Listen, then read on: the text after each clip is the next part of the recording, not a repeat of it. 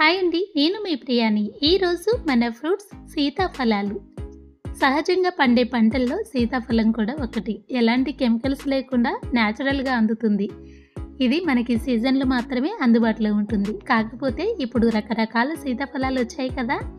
టేస్ట్గా ఉండాలి, స్వీట్గా ఉండాలి అంటే ఇలాంటి కాయల్ని మీరు ఎంచుకోవాలి. సీతాఫలం చూడండి, ఇలా గ్రీన్గా ఉండాలి.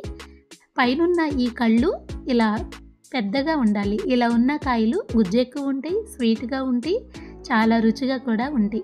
కాకపోతే సీతాఫలం తింటే జలుబు చేస్తుంది అని చాలామంది అంటూ ఉంటారు. ఇలా ముగ్గిన కాయ తింటే జలుబు అనేది అస్సలు చేయదు. ఇది తినడం వల్ల మనకి త్వరగా ఎనర్జీ అందుతుంది.